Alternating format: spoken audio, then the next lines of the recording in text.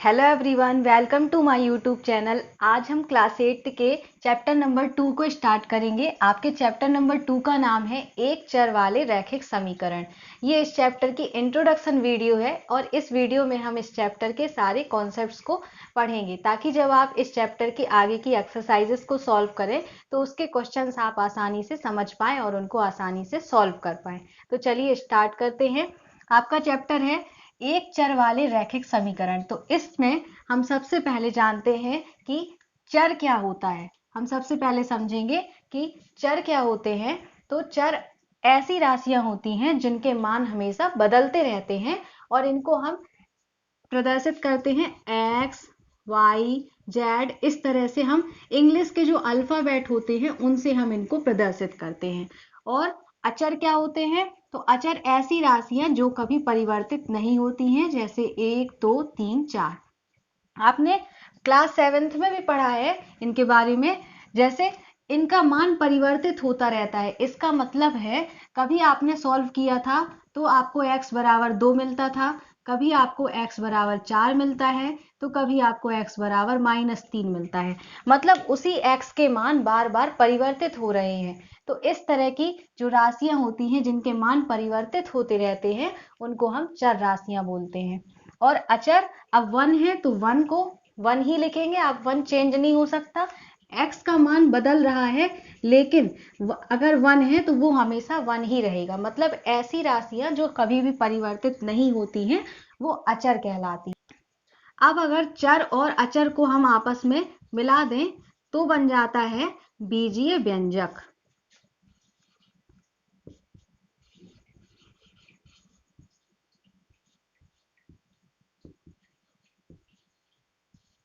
जैसे मान लीजिए आपने 4x + 3 लिया। तो देखिए ये चर है, x यहाँ पर चर है और ये 4 और 3 क्या हो गए? अचर हो गए। तो इन चर और अचर को हमने आपस में जब मिला दिया तो बन गए उससे बीजीय व्यंजक।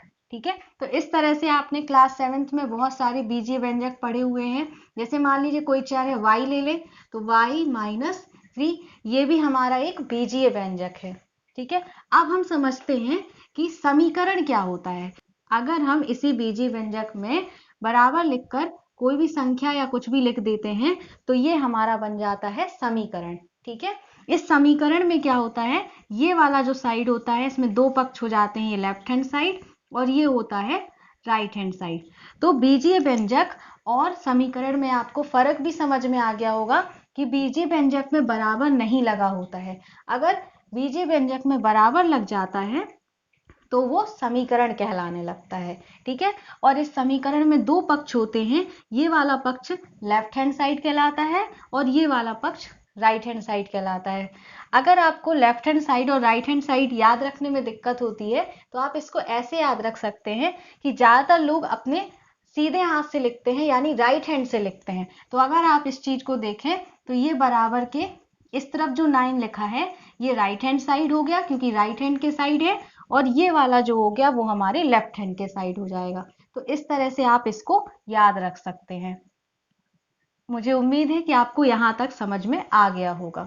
अब देखिए, अगर मान लीजिए आपको ये समीकरण इस तरह से दिया हो 4x + y = 9। मान लीजिए ये समीकरण है और आपसे कहे कि इस समीकरण में कितने चर हैं, तो देखिए यहाँ पर कितने चर होंगे, एक चर x है और यहाँ पर एक चर y है। तो इस तरह से यहाँ पर दो चर हो जाएंगे। ठीक है।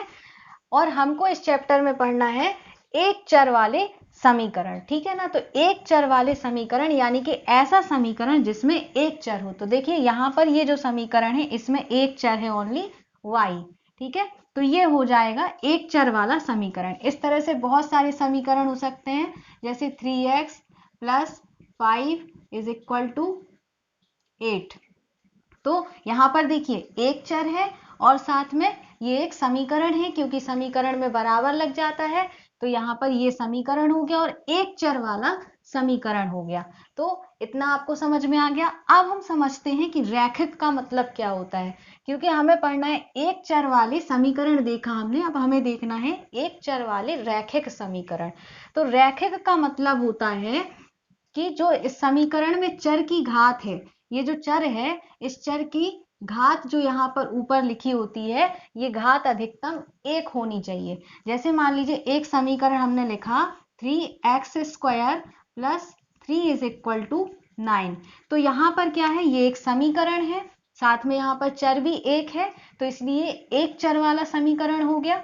लेकिन इस समीकरण में चर की जो अधिकतम घात है वो 2 है, जबकि रैखिक का मतलब होता है कि समीकरण में चर की अधिकतम घात 1 होनी चाहिए।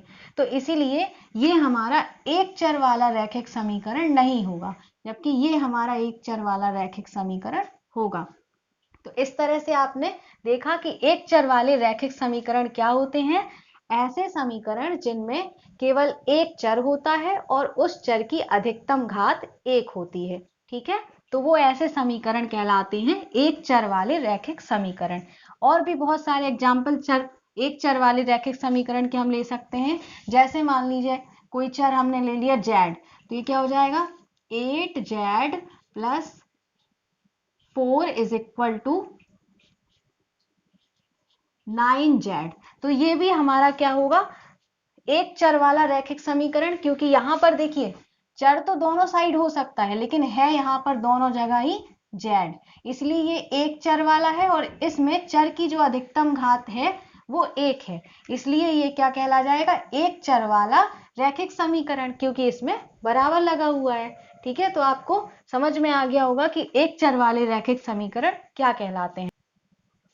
अब हम सीखेंगे समीकरणों को हल करना। तो यहाँ पर समीकरणों को हल करने की विधि है आपकी पक्षांतरण विधि। यहाँ पर हमने दो तरह के इक्वेशन लिए हैं। एक इक्वेशन में, एक समीकरण में x जो है यानी कि चर जो है वो एक तरफ है और दूसरे इक्वेशन में चर दोनों तरफ है। ठीक है, तो यहाँ पर देखिए इन समीकरणों को हम किस तरह से सॉल्व करते हैं। यहाँ पर समीकरणों को हल करने का मतलब होता है कि उस समीकरण में जो चर राशि है उसका मान ज्ञात करना है हमको। यानी कि यहाँ पर चर है हमारा x, तो हमको यहाँ पर x का मान निकालना। x का मान निकालने के लिए हम क्या करेंगे, x को लेफ्ट हैंड साइड में रखेंगे, बाकी इसके साथ जो भी है उसको हम लेफ्ट हैंड साइड से राइट हैंड साइड में ले जाएंगे। ठीक है, तो यहाँ पर एक रूल होता है कि अगर आप लेफ्ट हैंड साइड से किसी भी नंबर को राइट हैंड साइड में लेकर के जाते हैं तो उसका चिन्ह चेंज हो जाता है। अगर वो यहाँ पर प्लस है तो इस तरफ जाएगा तो उसका साइन माइनस हो जाएगा, और अगर माइनस है तो उसका साइन प्लस हो जाएगा, और अगर गुणा में है तो उसका बराबर किस तरफ जाएगा तो वो डिवाइड में हो जाएगा, और अगर डिवाइड में है तो वो गुणा में चेंज हो जाएगा। ठीक है, तो इस चीज को आप ध्यान रखेंगे तो आप आंसर को आसानी से निकाल पाएंगे और इस इक्वेशन को भी सॉल्व कर पाएंगे। तो चलिए देखते हैं। ये देखिए यहाँ पर है 2x plus 9 is equal to 4। तो यहाँ पर हमको x का मान निकालना है। तो x का मान निकालने के लिए हमको लेफ्ट हैंड साइड में x को रखना है, बाकी सबको राइट हैंड साइड में भेज देना है। तो उसके लिए हम पहले नंबर इस 9 को इस तरफ बराबर के लेके आएंगे। तो अभी इस 9 का जो साइन है वो प्लस का साइन है, जब ये बराबर के इस तरफ जाएगा तो ये हो जाएगा माइनस का। ठीक है, इस बात को आपको याद रखना है कि अगर कोई भी संख्या जो है वो बराबर के उस तरफ जाती है तो वो अपोजिट साइन के साथ में जाएगी। तो ये यहाँ पर प्लस का था, ये यहाँ पर माइनस का हो गया, ये यहाँ पर 2x बच गया। अब अगर हम इसको सॉल्व करेंगे तो यहाँ पर ये घटेगा तो आएगा 5 और बड़ी संख्या का चिन्ह आएगा माइनस का। अब यहाँ पर 2 और x के साथ में क्या कर रहे हैं, इनके बीच में गुणा हो रहा है, तो हमको x भर चाहिए, तो x के साथ 2 गुणा कर रहा है, जब ये बराबर के इस तरफ आएगा तो क्या करने लगेगा, भाग करने लगेगा। तो ये यहाँ पर -5/2 हो जाएगा। ये हो गया हमारा x का answer, x is equal to -5/2। ये हमने समीकरण को हल कर दिया। इस तरीके से हम इसको हल करेंगे। अब हम देखते हैं दूसरे इक्वेशन को। यहाँ पर आपका जो दूसरा इक्वेशन है वो है 2x - 3 is equal to x plus 2। तो हम क्या करेंगे, जो यहाँ पर चर है उसमें से चर को चर के पास ले जाएंगे और जो अचर है उसको अचर के पास ले जाएंगे। बस आपको यहाँ पर याद रखना है कि बराबर के जब दूसरे साइड में कोई भी एक पक्ष से दूसरे पक्ष में कोई भी राशि जाएगी तो उसका साइन चेंज हो जाएगा। तो यहाँ पर क्या हो जाएगा, ये 2x हो गया, ये x यहाँ पर इसके आगे कोई भी साइन नहीं लगा तो इसको हम प्लस मानेंगे। तो ये प्लस जो है वो इस तरफ जब आएगा तो ये हो जाएगा -x, और ये हमारा 2 लिखा है, और ये -3 है। जब हम इसको बराबर किस तरफ ले जाएंगे तो ये हमारा प्लस का हो जाएगा। ठीक है, तो ये 2x और x, तो इसमें से जब घटाएंगे तो ये x हो जाएगा, और 2 और 3 हो जाएगा 5। तो ये हमारा इक्वेशन सॉल्व हो गया। इतना आसान है, बस आपको यहाँ पर ये याद रखना है कि अगर कोई भी राशि दूसरे पक्ष में जाएगी तो उसका चिन्ह चेंज होकर के जाएगा। अब एक इक्वेशन ये आपको दी गई है, x/3 + 5/2 = -3/2। तो यहाँ पर भी हमको वही काम करना है, हमको इस समीकरण को हल करना है, यानी कि हमको x का मान निकालना है। तो x का मान निकालना है तो इसका मतलब हम x को लेफ्ट हैंड साइड में रखेंगे, बाकी सबको हम राइट हैंड साइड में पहुंचा देंगे। तो यहाँ पर देखिए, ये वाला जो पूरा पद है ये एक परिमेय संख्या है, और ये भी एक परिमेय संख्या है, और इस परिमेय संख्या का साइन है प्लस। तो जब हम इस परिमेय संख्या को इस परिमेय संख्या के पास में ले जाएंगे तो ये अपोजिट साइन का हो जाएगा। तो ये हो जाएगा प्लस का है, तो ये इस तरफ जाएगा तो हो जाएगा माइनस का साइन। तो ये हो गया यहाँ पर -3/2, ये प्लस का है तो यहाँ आ जाएगा, ये हो जाएगा माइनस का। तो ये x/3 हमारा बच गया। अब हम इसको सॉल्व करेंगे तो इसका एलसीएम लेंगे, 2 आ जाएगा, और ये -3 और ये हो जाएगा -5। इसको हम जोड़ देंगे तो ये आ जाएगा -8/2। अब देखिए, x भर चाहिए हमको, यहाँ पर 3 है, ये 3 क्या कर रहा है, डिवाइड कर रहा है, भाग कर रहा है। तो ये जब बराबर किस तरफ आएगा तो गुणा करने लगेगा।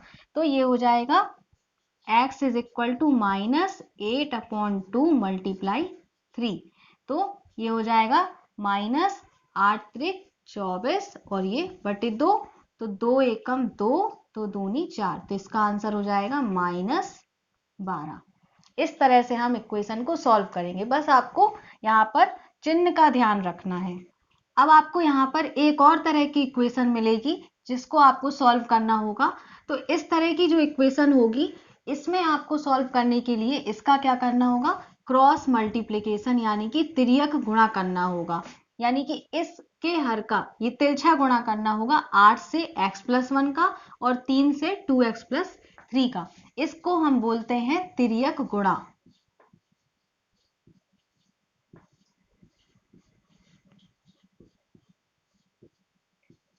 ठीक है, तो हम चलिए अब इसका सॉल्व कर लेते हैं इसको। तो इसका गुणा इससे होगा, तो हम इसको लिखेंगे 8 × x+1 बराबर, ये हो गया 3, इस 3 का गुणा करेंगे हम 2x+3 से, तो ये हो जाएगा 2x+3। अब इसका गुणा 8 का गुणा x से होगा तो 8x हो जाएगा, और 8 का गुणा 1 से होगा तो 8 एकम 8 हो जाएगा। फिर 3 का गुणा 2 से होगा, 3 दूनी 6x हो जाएगा, और ये 3 त्रिकाई 9 हो जाएगा। अब हम इसको पुराने तरीके के इक्वेशन से सॉल्व कर लेंगे। यहाँ पर ये जो चर है, ये चर वाले टर्म को चर के पास ले जाएंगे, अचर को अचर के पास ले जाएंगे। तो बस यहाँ पर इसका चिन्ह चेंज हो जाएगा, ये प्लस का है तो ये इस तरफ आएगा, माइनस का हो जाएगा। तो ये हो गया -6x, और ये 9 हो गया। ये प्लस का है तो ये इस तरफ जाएगा, तो ये हो जाएगा माइनस का। ये 8x है, 8x में से 6x चले जाएंगे तो ये बचेगा 2x, और 9 में से 8 जाएंगे तो बचेगा 1। अब ये x के साथ में 2 क्या कर रहा है, गुणा कर रहा है। तो जब ये बराबर के इस तरफ आएगा तो ये करने लगेगा भाग।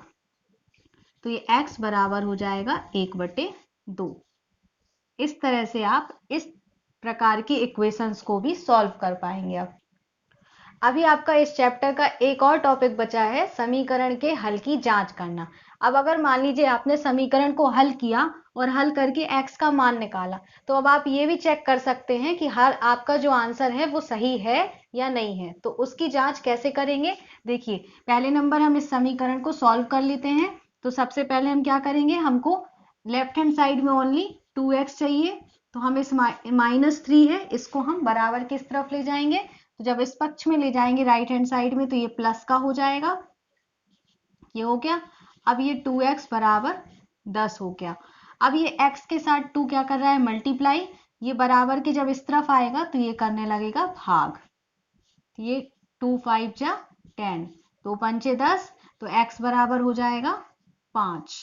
अब हमको चेक करना है कि ये हमारा आंसर सही है या नहीं। तो इसको हम चेक करने के लिए क्या करेंगे, जो आपको समीकरण दिया है इस समीकरण का हम लेफ्ट हैंड साइड ले लेंगे। देखिए लेफ्ट हैंड साइड कौन सा होगा, ये वाला बराबर किस तरफ का 7 राइट हैंड साइड हो गया और ये वाला लेफ्ट हैंड साइड हो गया। तो हम इस समीकरण का क्या करेंगे, लेफ्ट हैंड साइड ले लेंगे और ये लेफ्ट हैंड साइड है 2x माइनस 3। अब हम चेक करेंगे, यहाँ पर x का मान रख देंगे और देखेंगे राइट हैंड साइड आता है या नहीं आता है। तो हम इसको सॉल्व करते हैं। 2x, 2 के साथ x मल्टीप्लाई कर रहा है तो 2 मल्टीप्लाई x की वैल्यू 5 माइनस 3 हो जाएगी। तो ये 2 5 जा 10, तो 5 10 हो जाएगा माइनस 3, तो ये हो जाएगा 7। ये देखिए ये आ गया हमारा राइट हैंड साइड। तो इस तरह से हम चेक भी कर सकते हैं कि हमारा आंसर सही है या नहीं। तो अब आपने इस चैप्टर में आने वाले लगभग सभी समीकरणों को सॉल्व करना भी सीख लिया है और इसकी हल की जांच करना भी सीख लिया है। आई होप कि ये वीडियो आपके लिए हेल्पफुल रही होगी। अगर आपको कोई भी डाउट है तो आप मुझसे कमेंट सेक्शन में पूछ सकते हैं।